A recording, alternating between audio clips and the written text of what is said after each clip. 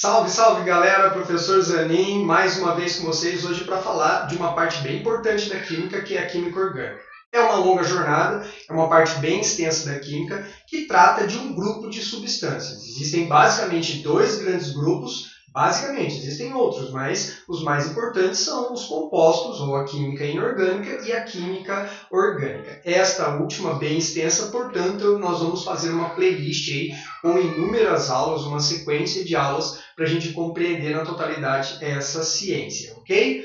Bom, simbora então. Bom, primeira coisa é o conceito pelo conceito. Então, assim, lá no século XVIII, né, nosso amigo Thomas Bergman, ele fez uma distinção na universidade a qual ele coordenava entre a química orgânica e inorgânica. Então, num primeiro momento, a química orgânica ela ficou responsável pela compreensão das substâncias de origem viva, enquanto a química inorgânica é responsável pelas substâncias da química das substâncias de origem não viva, ou seja, do reino mineral, como assim era chamado. Okay? Então, esse é o primeiro conceito básico, quando ela surge mais ou menos, não que tenha importância exatamente o ano, exatamente a pessoa que definiu como Bergman, mas para você entender como e qual o contexto que ela surge. Basicamente, existiam dois grupos de cientistas, alguns químicos que trabalhavam com substâncias orgânicas, ou seja, do reino vivo, de origem viva, e alguns que trabalhavam com substâncias de origem não viva, ou seja, do reino mineral, portanto, da química inorgânica. É apenas uma distinção. Bom, na tentativa de produzir substâncias de origem orgânica, nós encontrávamos um desafio. E um grande nome da ciência, um grande químico do século XIX, nosso amigo Berzelius, ele tentou incessantemente produzir um composto orgânico e, sem sucesso, ele criou uma teoria chamada vitalismo ou teoria da força vital. A teoria da força vital ela prega que somente os organismos vivos possuem uma força capaz de sintetizar ou de dar origem a um composto orgânico. Então, por exemplo, eu sou vivo, então eu tenho capacidade de sintetizar substâncias que estão contidas em mim, que são substâncias orgânicas. Dessa forma, em um laboratório, ninguém jamais ia conseguir sintetizar um composto orgânico, porque não teria essa força vital ou esse vitalismo, tá certo? Até que, ironia do destino, seu aluno, Wöhler, ele, sem querer, assim, a gente pode imaginar que isso foi o acaso, do ponto de vista químico, esta transformaçãozinha ela é banal, mas é uma quebra de um paradigma. Enquanto o nosso amigo professor Berzelius diz que não é possível sintetizar, ao acaso, Wöhler, aquecendo um sal inorgânico, cianato de amônio, este o transforma em uma substância de origem orgânica, produto da excreção dos mamíferos, que é a ureia. Então, a teoria do vitalismo ou a teoria da força vital, ela desaba, ela tem um fim, e a química orgânica começa a se desenvolver, porque agora nós poderíamos sintetizar compostos orgânicos em laboratório. Só para você ter uma ideia, os compostos inorgânicos eram em muito maior quantidade do que os orgânicos nesse momento. Só por curiosidade, neste momento, mais ou menos, nós temos cerca de 33 milhões de substâncias diferentes, das quais mais de 30 milhões são orgânicas. Então, nós vivemos a era da química orgânica, a maior parte das substâncias que nos cercam, de medicamentos, cosméticos, tecidos, plásticos, imagine só a quantidade, infinidade de substâncias que nós chamamos de plásticos. São todos compostos orgânicos, beleza? Bom, acontece que a partir disso aqui, nós temos um desenvolvimento mais efetivo da química orgânica, mas nós não tínhamos uma identidade para essa parte da ciência. Então fica a responsabilidade de nosso amigo Kekulé definir o conceito de química orgânica que a gente usa até hoje. Então, Auguste Kekulé, uma figura icônica da química orgânica, em outros momentos nós vamos falar mais sobre ele coloca os pilares, os fundamentos, nós chamamos de postulados da química orgânica. O primeiro conceito moderno geral é o seguinte: a química orgânica é a parte da química que estuda a grande maioria dos compostos que contêm carbono. Eu coloquei aqui a química dos compostos que contêm carbono porque é uma verdade, mas existem também exceções de compostos então que contêm carbono, mas não são orgânicos. Esses compostos são comumente chamados de transição. O carbono é muito peculiar, ele é muito versátil. Basicamente, assim, é um átomo relativamente pequeno e tem uma quantidade estratégica de elétrons na sua última região, na sua camada de valência. Sem falar que ele pode fazer um procedimento muito peculiar que eu vou brevemente comentar aqui, que é a hibridização. Isso torna ele ímpar, ou seja, a palavra associada ao carbono é versatilidade, ok? Bom, então existem alguns compostos, como eu descrevi aqui, que contêm carbono, mas não são orgânicos. Por exemplo, gás carbônico, monóxido de carbono. Nós estudamos lá na química inorgânica, né? Tipo lá nos óxidos, então não são orgânicos. Os alótropos do carbono, grafite, diamante, os cianetos, né, o ácido cianídrico, a gente estudou lá na química inorgânica, os carbonatos, carbonato de cálcio, né, componente do mármore, todos os carbonatos, apesar de conterem carbono, não são orgânicos. Outros elementos se ligam ao carbono nessa longa jornada. Na verdade, o carbono pode se ligar a quase todos os elementos, né, com raríssimas exceções, tipo gás nobre, mais difícil, etc. Mas ele pode se ligar com quase todos os elementos. Mas existem alguns que são bem comuns, a gente chama de organógenos, por exemplo, oxigênio, hidrogênio, nitrogênio. Nós vamos descobrir isso estudando as funções inorgânicas. Tá bom, professor, mas quais são as bases, os pilares da química orgânica, os postulados de Kekulé? Vamos lá, então. O primeiro postulado diz assim, o carbono é tetravalente, ok? O que significa o carbono ser tetravalente? Vamos lá. No momento em que Kekulé faz essa determinação, ele está apenas fazendo uma observação da capacidade do carbono se ligar na proporção de 4:1 numa substância que a gente chama de metano. Começa com metano, então se você não estudou química orgânica ainda, logo você vai entender por que esse nome metano, né? É uma nomenclatura extremamente racional na química orgânica, é muito interessante, tá bom?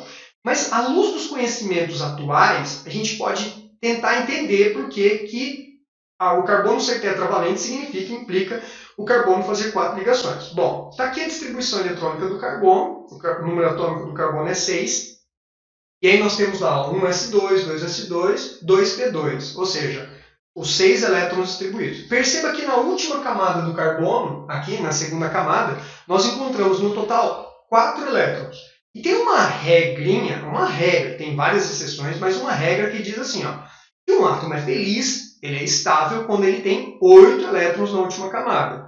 Só os pequenininhos que têm apenas a primeira camada que ficariam felizes com 2, como o hidrogênio, né, o hélio. Bom, mas o carbono tem 4 e para ele ficar com 8 ele precisaria de mais 4. Daí a ideia de que ele é tetravalente, ou seja, ele faz 4 conexões, 4 ligaçõezinhas para poder adquirir a estabilidade. Essa é a ideia. Então, quando ele disse que o carbono é tetravalente, ele estava dizendo que o carbono se liga na proporção de 4:1.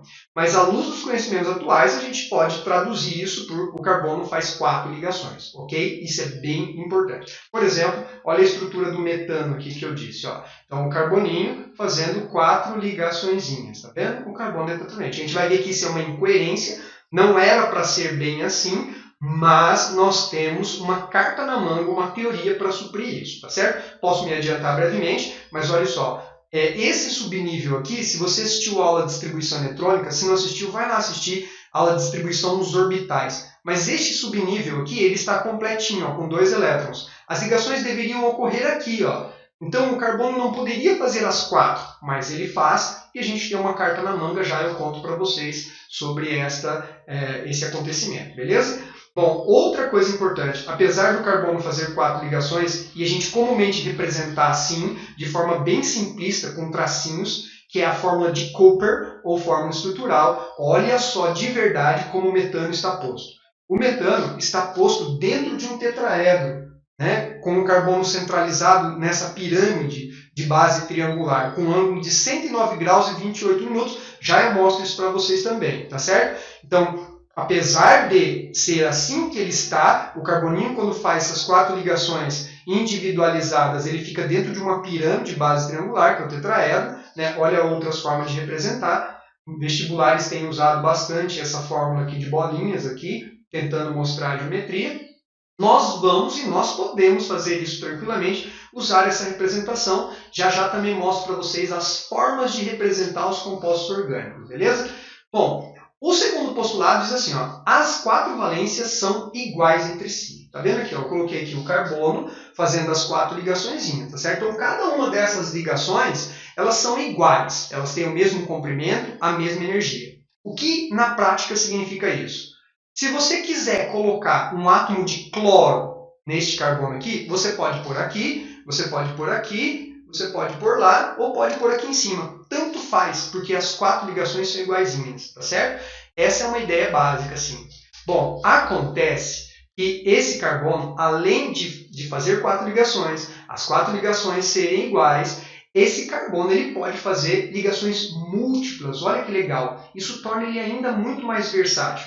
Ele pode, são 4, não são? Ele pode fazer 2 duplas ligações. Lembra da teoria das ligações? Essas são ligações que a gente chama de simples. Essas daqui são chamadas de duplas. São 2 duplas ligações, tá vendo? 2 duplas. Ele pode fazer ainda, olha só, uma tripla ligação e uma simples, tá vendo? São 4 no total. E ele pode fazer ainda uma dupla e 2 simples. Olha só que maravilha, que versatilidade o carboninho tem, e isso torna a química orgânica uma química ímpar, porque a quantidade de substâncias formada por esse elemento vão ser absurdas, é quase que uma química infinita, entendeu? Porque a gente pode fazer compostos que contêm apenas um carboninho, como era o caso do metano, mas, por exemplo, em um pedaço de plástico qualquer, tem mais de 200 mil átomos de carbono enfileirados. E isso gera o nosso terceiro postulado. Mas antes de falar do terceiro postulado, que é essa capacidade de formar longas estruturas, eu tenho que contar uma verdade para vocês, apesar de eu ser raso nesta informação. Entenda, eu estou assumindo, eu vou ser raso nessa informação.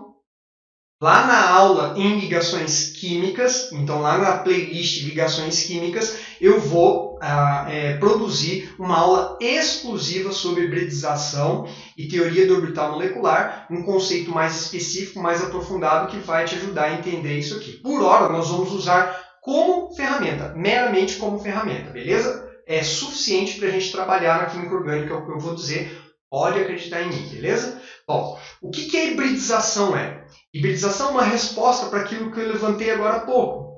O carbono faz 4 ligações, mas não devia. Isso não é exclusividade dele. Existem outros elementos que também promovem mais ligações do que deveriam fazer. Isso acontece porque aonde ocorrem as ligações, que são os orbitais, existe uma possibilidade de rearranjar esses orbitais. Então, assim, ó, de maneira bem simples, se alguém me perguntasse assim, estou andando na rua, alguém me chama, ô Zaninho, o que é hibridização? De maneira muito simples, eu diria que é um rearranjo dos orbitais atômicos, né, e consequente orbital molecular de uma espécie química, beleza? Então, o que acontece com o carbono especificamente? Olha só, quando o carboninho faz 4 ligaçõezinhas simples, tá vendo aqui? 4 ligaçõezinhas simples, a hibridização, o arranjo que ele faz é desse tipo aqui. Nós chamamos de sp3. Então, assim, logo eu vou produzir a aulinha de hibridização e teoria atômica molecular, isso vai ficar mais claro, ok? Então, ele significa que quando o carboninho faz 4 ligaçõezinhas, ele tem uma hibridização sp3, tá, ok? É um rearranjo entre os orbitaizinhos sp, eles todos grudam os 3 orbitais p de um s para formar uma nova região de probabilidade, um novo orbital. Qual que é a sua missão nesse momento, você que está dando o início ao estudo da química orgânica? Toda vez que observar o carboninho fazendo 4 ligações simples, a hibridização dele é sp3, por hora só, ok? A geometria dele, quer dizer, essas ligaçõezinhas elas vão se afastar o máximo possível umas das outras. Isso vai gerar a geometria tetraédrica, que eu já mostrei para vocês no slide anterior, se não me engano, ou há 2 slides atrás, ok? Fica aqui no tetraedro. A inclinação aqui é de 109 graus e 28 minutos. É importante lembrar desse número, porque ele vai aparecer em outros momentos das nossas discussões, tá bom? Então, a nossa missão, ó, carboninho fez 4 ligações simples, hibridizaçãozinha sp3, está dentro de um tetraedro, cuja inclinação é 109 graus e 28 minutos, beleza? Ah, professor, mas o carbono naquele composto ali está fazendo uma dupla e 2 simples. Está fazendo uma dupla, então a hibridização dele é sp2 e ele tem uma geometria trigonal plana. Isso aqui respeita, né, a teoria da repulsão dos pares eletrônicos que a gente estuda em teoria de ligação, lá na ligação covalente normalzinho, tá bom? Se ele fizer 2 duplas ou fizer uma tripla e uma simples, a hibridização desse carbono é do tipo sp, e aí a geometria dele é linear, porque o mais distante possível desse conjuntinho, dessas 2 duplas para com aquela, são 180 graus, beleza? Então fez 2 duplas ou uma tripla, hibridização sp é linear. fez uma dupla, duas simples, a hibridização é sp2, a geometria é trigonal plana. Se ele fizer 4 ligações simples, a hibridização é sp3, geometria é tetraédrica. Perceba o seguinte, ó, é uma pergunta eventual. Quantos carbonos planos tem? Carbono plano é aquele carbono que vai fazer uma dupla, ou seja, tem hibridização sp2, portanto é trigonal plano. Ou quando ele faz duas duplas e uma tripla. Desta forma ele também tem uma estrutura planar. O único carbono que é espacial são os que fazem apenas simples ligações. Então basta ter um carbono em um composto que faz 4 ligações simples para que essa estrutura seja espacial e não plana de forma geral, beleza? É importantíssimo, né, guardar essa informação, memoriza. Eu me lembro que eu aprendi, o professor fazia dedinho assim, ó, quando eu estudava na escola. Ele falava assim, ó, tipo, eu consigo aqui, ó. O carbono faz 4 ligações simples aqui, não faz 4 ligações simples? Então, ó, você vê os vãos do dedo, ó, 1, 2, 3, sp3, que é sempre S. Daí o P que é o problema de lembrar. Fez 4 ligações simples. Deixa eu fazer aqui, ó, na frente aqui, ó. Vamos lá, fazer um tamanho aqui, ó. O carbono fez 4 ligações simples, ó. Vê os vãos do dedo, ó. 1, 2, 3, sp3. Olha aqui, aqui ele fez uma dupla. Vou fazer uma dupla, tá vendo? Juntei o dedinho da dupla, ó. Quantos vãos tem, ó? 1, 2, sp2. Aqui fez duas duplas, tá vendo? Juntei aqui, ó, duas duplas. Quantos vãos tem? sp, só um vãozinho, ó. E embaixo fez uma tripla, tá? Já tá doendo os dedos aqui, ó. Fez uma tripla aqui, ó, só tem um vãozinho, ou seja, SP também. Legal esse, né? Tenta aí, treina aí, beleza? Bom, vamos embora. O nosso último postulado, para a gente botar um fim nisso, nesse estudo inicial, nessa primeira aula, eu vou fazer uma sequência de aulas, não perca, ative lá o sininho para você, toda aula que surgir, para você receber a informação dessa aula, beleza? Então, o próximo postulado é que o carbono formam cadeias, né? Ele forma uma longa sequência. Tem composto orgânico que tem um carbono, como é o caso do metano, mas existem compostos que contêm milhares de carbonos ali enfileiradinhos, formando essas longas cadeias que a gente chama de cadeias carbônicas. Esse é o terceiro postulado de Kekulé, tá bom? O que eu fiz aqui? Isso aqui é só para demonstrar que isso aqui pode se estender para lá, para cá, pode subir aqui, pode descer. Isso pode gerar uma estrutura tridimensional, porque a gente sabe que esse carboninho aqui, por exemplo, ele está dentro de um tetraedro. Então isso aqui tem hidrogênio saindo lá para baixo, lá para trás do plano, para frente, né? Pode isso aí se estender de forma infinita e em todas as regiões do espaço, beleza? Bom, a gente tem um desafio nesse momento, que é o seguinte, eu vou tentar fazer isso aqui, você deve se esforçar no máximo, pegar um papel, pegar lápis e desenhar composto orgânico. Tem que ter habilidade para desenhar composto orgânico para desenvolver a química orgânica, tá bom? Bom, então assim, ó, se fosse para falar assim, professor, que essa aula, o que eu preciso? Associar os tipos de ligações às hibridizações e à geometria e aprender a desenhar composto orgânico. O que eu fiz aqui? Eu peguei um composto como base, tá bom? Esse composto aqui, o nome dele é octano. Tá? Sem se importar por ordem, nós vamos estudar a nomenclatura, beleza? São 8 carboninhos, né? E o carboninho faz simples ligações, o resto é tudo hidrogeninho, tá vendo? É um hidrocarboneto, só tem carbono e hidrogênio. Essa forma de representar um composto orgânico, quer dizer, mostrando todas as ligações estruturais, chama-se de forma estrutural ou forma de Cooper. Forma estrutural mais comum na química orgânica, beleza? Bom, legal. O que acontece é que a gente vai fazer alguns combinados. O primeiro combinado é que a gente pode, sabe fazer o quê? Omitir os hidrogênios dessa estrutura. Então, omitindo os hidrogênios dessa estrutura, fica mais simples, porque o hidrogênio é chatinho de fazer, né? O Hzinho é chatinho de fazer. Então, ó, entenda, você pode omitir os hidrogênios dos compostos orgânicos. Você não pode omitir as ligações, ok? Mas os átomos de hidrogênio você pode omitir tranquilamente, beleza? Outra forma de representar um composto orgânico, eu vou deixar esse aqui como base, ó, é o que a gente chama de forma condensada. O que é essa forma condensada? Essa forma condensada é você pegar, por exemplo, dá uma olhadinha nesse carboninho que eu estou apontando, tá vendo? Esse carboninho aqui, tá vendo que ele tem 3 hidrogeninhos ligados? Então a gente escreve esse carbono, olha ele aqui, ó, e aglutina, ou seja, condensa os hidrogeninhos, daí fica CH3, é assim que a gente lê, CH3. Daí esse CH3 está ligado, ó, ele está ligado a um carbono, que é esse daqui, que tem 2 hidrogênios, tá vendo? Ou seja, esse CH3 está ligado a um CH2. É importantíssimo você treinar isso, entendeu? Ter a habilidade de fazer essa conversão aqui. Então, pega composto orgânico e vai fazendo essa transcrição de fórmula condensada para estrutural até você ter essa habilidade, tá bom? A gente pode condensar mais ainda. Tá vendo que tem uma sequência de CH2? Ó, começa aqui, ó. CH2, CH2, CH2, CH2, CH2. Quer dizer, tem 6 CH2 aqui no meio. Olha o que a gente pode fazer. A gente coloca lá o primeiro CH3, depois a gente vai lá e coloca o CH2 num parênteses e coloca quantos tem, no caso 6 CH2, beleza? Depois o CH3 no finalzinho. Ficou bem enxutinho, né? Essa forma de representar, ela deixa a estrutura bem mais simples, por exemplo, num caderno, nas linhas, fica bem legal. Mas, né, a fórmula, a cerejinha do bolo é uma fórmula chamada fórmula de bastão, sticks, palito, sei lá, tem um nome, eu chamo de bastão, que é essa daqui. Então, esse composto aqui em cima, ele está representado aqui. Olha só que clean, tá ligado? Tipo, não tem quase informação que tem ali. É muito importante que você tenha habilidade para estudar a química orgânica de representar esse composto. Então, assim, você não pode queimar a etapa, entendeu? Ah, eu estou tentando dar nome para o composto, mas você não sabe representar os compostos, a gente precisa voltar aqui, entendeu?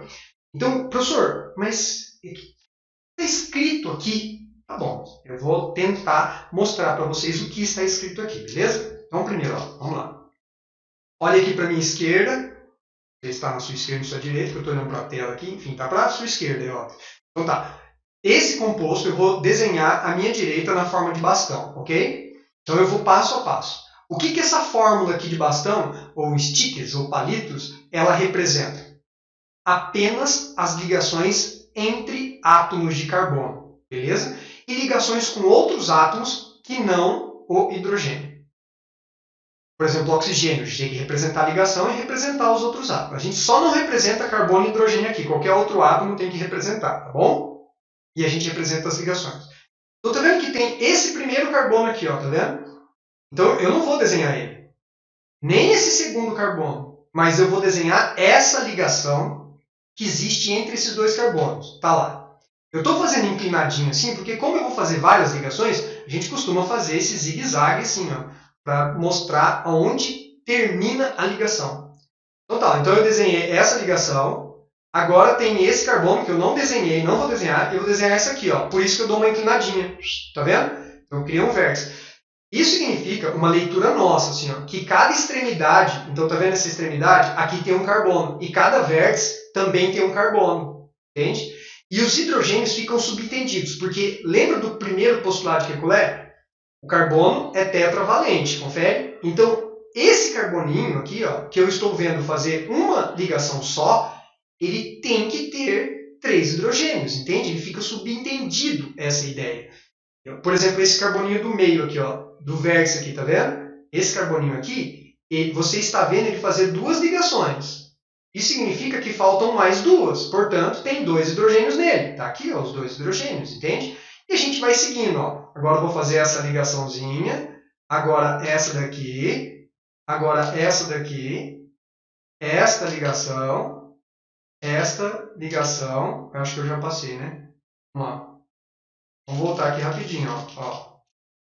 Primeira ligação, a segunda ligação, a terceira ligação, a quarta ligação, a quinta ligação, a sexta ligação, a sétima ligação. Perfeito, ok? Aqui é hidrogênio e a gente não representa hidrogênio, beleza? Então você precisa, mas precisa mesmo treinar esta linguagem, ou seja, essa representação, tá certo? Pega composto orgânico qualquer, pega uma apostila ou livro, digita na internet, fórmulas estruturais do carbono e vai desenhar até ter a habilidade de fazer isso aí, tá certo? Queridos, agradeço a atenção, ficamos por aqui nessa primeira aula. Na próxima aula, não perca a próxima aula, nós vamos estudar a classificação dos carbonos e a classificação da cadeia carbônica. É muito importante para a gente dar sequência nessa longa jornada, certo? Obrigado pela atenção e até a próxima aula.